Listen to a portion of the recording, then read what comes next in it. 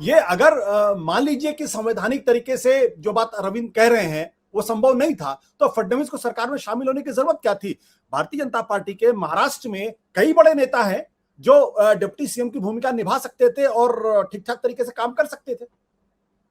तुलसीदास, अपने को अनम्यूट करिए।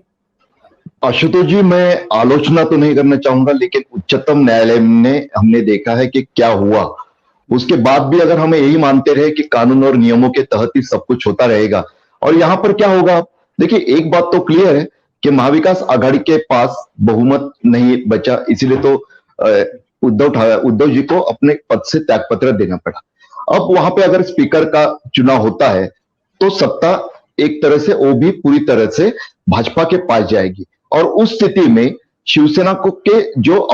विधायकों के खिलाफ की अपात्रता की कार्रवाई, उस पर थोड़ी बाधा जरूर पैदा हो जाएगी वो, और आगे जाकर और भी कुछ चीजें हो सकती है। लेकिन अब मैं आज के ही मुद्दे पे ज्यादा आता हूं वहां पर फिर एक बार कि देखिए, इस मंत्रिमंडल का नेतृत्व इस सरकार का फडणवीस सरकार से शिंदे सरकार बनना, उसके पीछे सबसे बड़ी वजह है कि कोई भी राजनीतिक दल, और उसमें भाजपा तो कभी नहीं चाहेगा कि वो लाइबिलिटी लेके चले, वो एसेट ही चाहते रहेंगे। शिंदे के नेतृत्व में सरकार बनाने के फायदे ही फायदे अगर भाजपा को दिखाई देते हैं, उसकी सबसे बड़ी वजह यह भी है कि हमें महाराष्ट्र की राजनीतिक स्थिति को भी थोड़ा सा देखना होगा।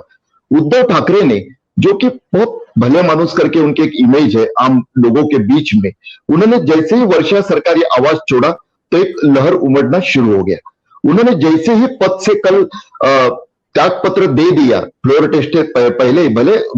विरोधी उनके एक कहे कि उनके पास तो आंकड़ा ही नहीं था, तो और क्या करते, लेकिन उन्होंने कोई तिकड़म नहीं चला, यह आम लोगों में राय बन गई। उन्होंने लोगों को सोशल मीडिया के माध्यम से संबोधित किया, उसके बाद जो एक लहर अलग उमड़ती दिखाई दी, और उस पर उन्होंने और एक अच्छा काम जो राजनीतिक तौर पे किया कि जो आक्रामक शिवसैनिक माने जाते हैं, जिनका काफी हम लोग उनका गुस्सा देख रहे थे सड़कों पर, उनको कह दिया कि आप कुछ मत कीजिए, आप शांत हो जाइए, क्योंकि मैं नहीं चाहता हूं कि केंद्र से 2000 जवान जो मंगाए गए, वो आपने जिनके लिए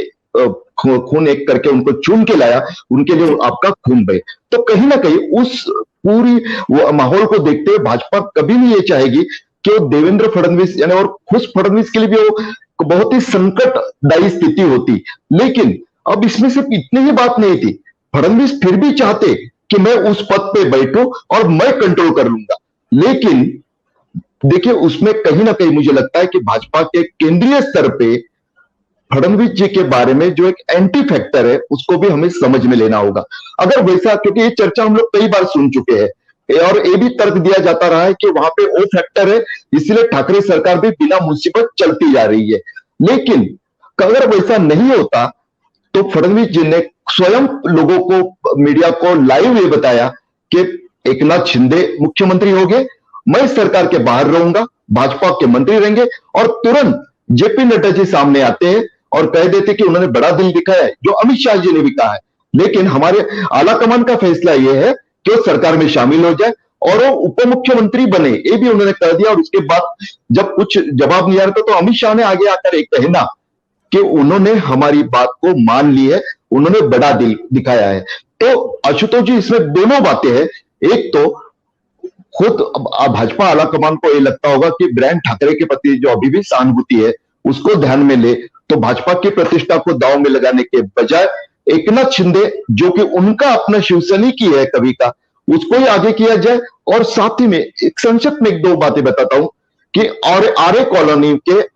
सैकड़ों एकड़ की जंगल में